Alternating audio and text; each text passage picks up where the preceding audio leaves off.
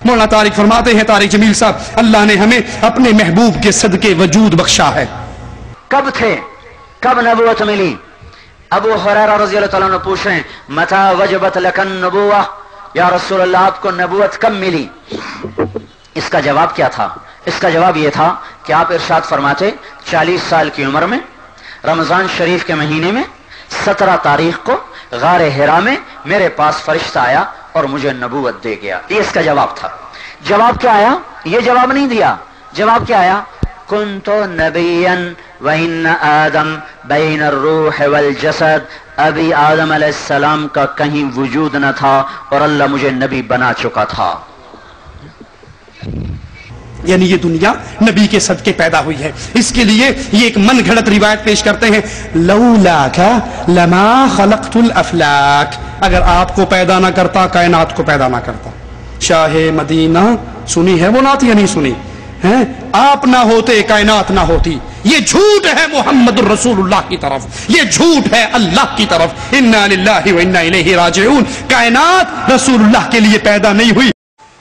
گرامی قدر سامعین کو محترم ناظرین، توصیف الرحمان دجال اور کذاب نے مولانا طارق جمیل دامت برکاتہم کے بارے میں یہ بات کہی کہ مولانا کہتے ہیں اللہ نے ہمیں اپنے محبوب کے صدقہ وجود بخشا، اور کہتے ہیں اس کے لیے حدیث بطور دلیل کی پیش کرتے ہیں لولاک لما خلقت الافلاک۔ یہ حدیث موضوع اور منگرت ہے۔ یہ حدیث مولانا طارق جمیل دامت برکاتہم نے بیان نہیں کی، یہ حدیث توصیف الرحمان نے خود بیان کی اور مولانا طارق جمیل کے کھاتے ڈال دی ہے۔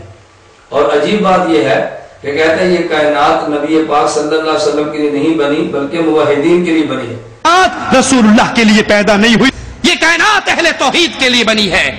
یعنی کیا موحد کا مقام نبوت سے بھی زیادہ ہے؟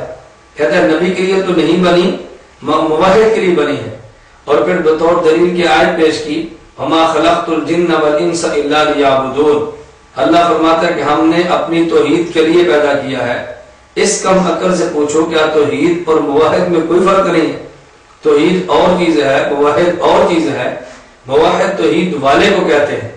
تو قرآن کریم کی آیت نے جو مضمون بیان کیا، تیرے سوچ اور تیری فہم کے مطابق اگر اس کو مان لیا جائے تو پھر یہ نہ کہو کہ یہ کائنات موحدین کے لیے پیدا کی ہے۔ اگر یہ کائنات پیغمبر کے صدقے نہیں بنی تو پھر یہ کائنات موحد کے صدقے نہیں بنی۔ ماننے پر آئیں تو موحد کے صدقے مان لیں کیونکہ خود کو موحد کہتے ہیں، نہ ماننے پر آئیں تو نبی کے صدقے نہ مانیں کیونکہ خود کو نبی جو نہیں سمجھتے۔ اگرچہ اپنی بات کو یہ نبی کے بات تک لے جاتے ہیں اور ان کی بات کے انکار کو یوں سمجھیں کہ جیسے گویا کسی شخص نے نبوت کے بات کی انکار کر دی ہے۔ خیر میں ہی گزارش کر رہا تھا، دجل اس کا اپنی جگہ پہ۔ اچھا ایک دلیل بڑی عجیب اس نے پیش کی، گزشتہ کلپس میں آپ نے دیکھا ہوگا، نبی کی قبر کعبہ بیت اللہ سے بھی افضل، تو پھر سجدہ مسجد قبر رسول کی طرف منہ کر کے کرنے شروع کر دیں۔ طواف قبر کا ہونا چاہیے نا جو بیت اللہ سے۔ کہتے ہیں کہ اگر ہم عرش سے بھی اعلیٰ نبی پاک صلی اللہ علیہ وسلم کے مبارک مٹی کے ذرات کو مان لیں تو پھر چاہیے کہ ہم نماز پڑھتے وقت سجدہ کریں تو رخ اس کی طرف کریں۔ اچھا اس سے پوچھو کیا کعبہ افضل ہے یا عرش افضل ہے؟ تو یہ کہے گا عرش افضل ہے، تو پھر نماز پڑھتے وقت رخ عرش کی طرف کریں نہ کہ کعبہ کی طرف کریں۔ اگر اس دلیل کو مان لیا جائے تو میں غیر مقلدین دوستوں سے کہوں گا کہ اس فارمولے کے مطابق آپ نماز میں جائیں مسجد میں تو آپ اپنے منہ اوپر اٹھا کے کھڑا ہوا کریں۔ کوئی پوچھے جی کیوں منہ اوپر اٹھاتے ہیں؟ آپ کو شیخ توصیف الرحمان نے ہمیں دلیل دی ہے کہ جو مکان افضل اس کی طرف منہ اٹھا کے نماز پڑھنی چاہیے۔ ہم چونکہ عرش کو کعبہ سے افضل مانتے ہیں لہذا منہ عرش کی طرف اٹھا کر پڑھتے ہیں تاکہ کامل غیر مقلد ہونا تمہیں دیکھنے سے آدمی کو اچھی طرح محسوس ہو جائے۔ خیر اس نے کہا کہ لولا لما خلقت الافلاک، یہ حدیث مبارک موضوع ہے جس کا سہارا ہم لیتے ہیں، جبکہ علماء دیوبند اس حدیث کو بطور دل قتل پیش نہیں کرتے۔ یہ الگ بات ہے کہ نبی کریم صلی اللہ علیہ وسلم کے سے سند کے ساتھ حدیث میں موجود ہے کہ نبی پاک صلی اللہ علیہ وسلم نے اس حدیث مبارک کو بیان فرمایا۔ اس وقت میرے ہاتھ میں امام ابو عبداللہ حاکم نیساپوری کی کتاب المستدرک علی الصحیحین جلد نمبر 2 صفحہ نمبر 672 پہ امام حاکم ارشاد فرماتے ہیں کہ نبی کریم صلی اللہ علیہ وسلم نے فرمایا اور حدیث قدسی کو بیان کیا۔ فرمایا عن ابن عباس رضی اللہ عنہما قال اوحى اللہ الى عیسیٰ علیہ السلام، اللہ رب العزت عیسیٰ علیہ السلام پر وحی نازل فرمائی، فرمایا یا عیسیٰ آمن بمحمد، اے عیسیٰ نبی پاک حضرت محمد صلی اللہ علیہ وسلم پر ایمان لاؤ۔ آگے فرمایا فلولا محمد ما خلقت آدم، اگر میں محمد صلی اللہ علیہ وسلم کو وجود نہ دیتا، حضرت آدم کو وجود نہ دیتا، فلولا محمد ما خلقت الجنت ولا النار، اور اگر میں حضرت محمد صلی اللہ علیہ وسلم کو وجود نہ دیتا تو جنت اور جہنم کو وجود نہ دیتا۔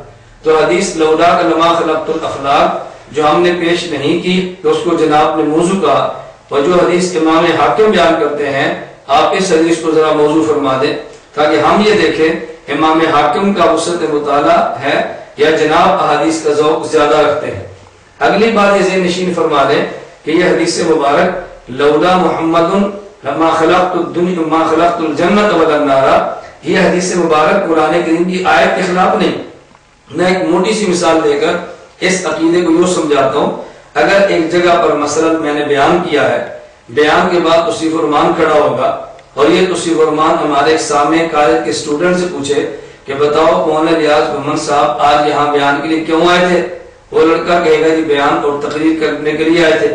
یہ توصیف الرحمان امت میں فتنہ اور شرک ڈالنے کے لیے اور امت میں بگاڑ پیدا کرنے کے لیے میرے پاس کمرے میں اگر پوچھے کہ مولانا آپ یہاں پر کیوں آئے، تو میں کہوں بھی اس مسجد کے جو امام ہیں مثلا بھائی بشیر ان کا نام ہے، مولانا بشیر نے مجھے دعوت دی اور ان کی دعوت پر میں آیا ہوں، تو یہ باہر جا کر کھپ ڈال دے گا کہ دیکھو مولانا کچھ اور کہتے ہیں اور ان کے سامعین کچھ اور کہتے ہیں۔ میں توصیف الرحمان سے پکڑ کے پوچھتا ہوں کہ بھئی کس بات کی جو کھپ ڈالتا ہے، رولا کیا ہے؟ وہ کہتے جی آپ نے کہا کہ مجھے مولانا نے دعوت دی میں اس لیے آیا، اور آپ کے سامنے کہتے بیان کرنا تھا اس لیے آئے، تم دونوں کے بیان نہیں ملتے۔ میں اس سے کہوں گا کم عقل انسان، جب میرے سامنے سے تم نے پوچھا مولانا کیوں آئے، اس نے میرے آنے کا مقصد بیان کیا کہ بیان کے لیے آئے۔ جب مجھ سے پوچھا آپ کیوں آئے تو میں نے آنے کا سبب بیان کیا کہ فلاں میزبان کی دعوت کی وجہ سے آیا۔ قرآن کریم ارشاد فرماتے ہیں وما خلقت الجن والانس الا ليعبدون، اللہ رب العزت کا ارشاد قرآن کریم میں کہ میں نے جن و انس کو عبادت کے لیے پیدا کیا، اس میں پیدائش کا مقصد بیان کیا ہے۔ لولا محمد لما خلقت الجنت ولا النار، اس میں نبی پاک صلی اللہ علیہ وسلم نے پیدائش کا سبب بیان کیا ہے، سبب اور ہوتا ہے اور مقصد اور ہوتا ہے۔ گرامی قدر سامعین و محترم ناظرین، جو مقصد اور سبب میں فرق نہ کر سکے، بتائیں اس شخص کے بارے میں آپ کیا رائے قائم کریں گے؟ یہ عالم ہے یا جاہل ہے؟ جاہل ہو کر علماء کے خلاف زبان درازی کرنا یہ توصیف الرحمان جیسے دجال اور کذاب ہی کا کام ہے۔ اللہ اس کے شر سے امت کو محفوظ رکھے۔